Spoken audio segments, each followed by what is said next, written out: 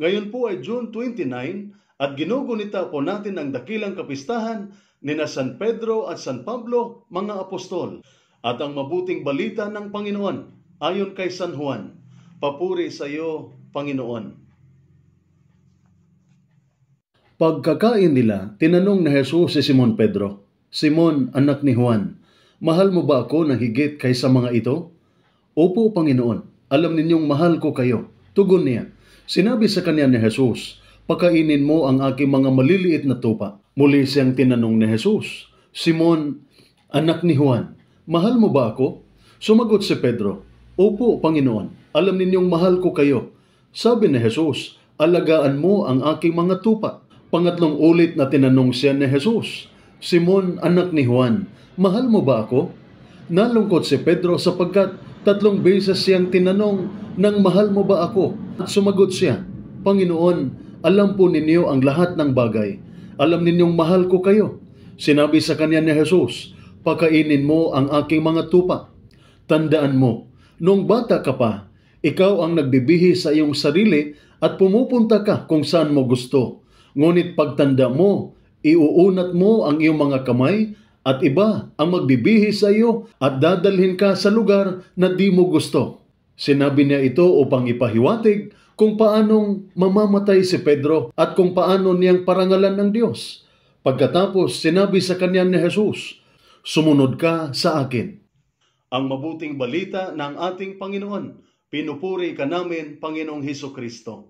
Para sa aking mga kasamahan sa Hukbong Katihan ng Pilipinas, ang kapistahang ito ni na San Pedro at San Pablo ay may malalim na mensahe para sa atin bilang mga sundalo.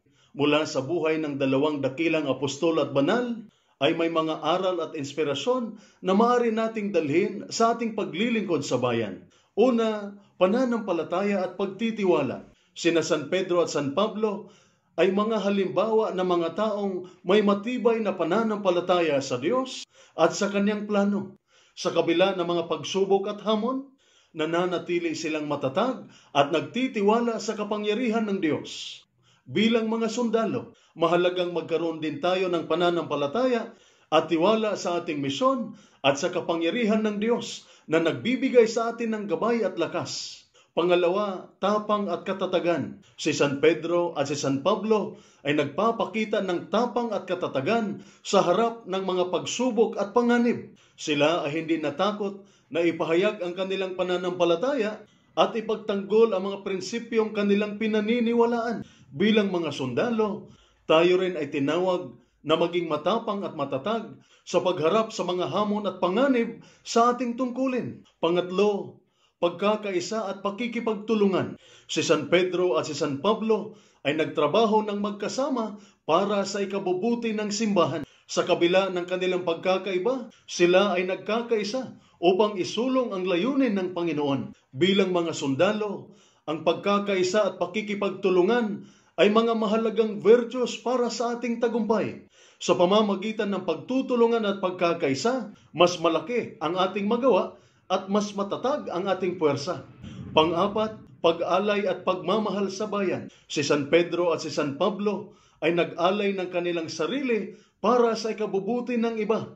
Sila ay hindi nagdadalawang isip na ibuhos ang kanilang buhay para sa pangangaral at paglilingkod. Bilang mga sundalo, tayo rin ay tinawag na maging handang mag-alay at magmahal sa ating bayan. Ang ating paglilingkod ay hindi lamang tungkol sa ating sarili, kundi tungkol sa pagtatanggol at paglingap sa ating mga kababayan. Kaya ang kapistahang ito ni na San Pedro at San Pablo ay isang magandang paalala sa atin bilang mga sundalo. Matuto tayo sa kanila, gayahin natin sila sa kanilang pagmamahal at paglilingkod sa Diyos at sa mga tao. Hilingin din natin ang kanilang tulong at panalangin para sa mga pinuno, kawal at kawani ng Hukbong Katihan ng Pilipinas at ng ating mga pamilya.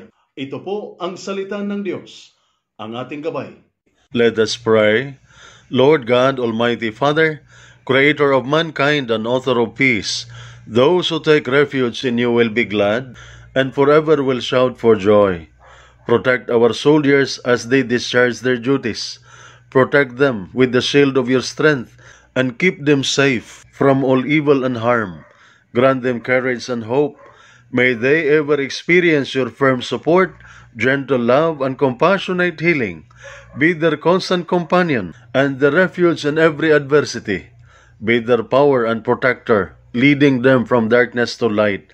May the power of your love enable them to return home in safety, that with all those who love and care for them, they may ever rejoice and praise you for your loving care. We ask this through Christ our Lord. Amen. Mary, Queen of Peace, pray for us. Saint Michael the Archangel, pray for us. Saint Ignatius of Loyola, pray for us. At sumainyo at sa inyong pamilya ang pagpapala ng makapangyarihang Diyos, Ama, Anak at Espiritu Santo. Amen.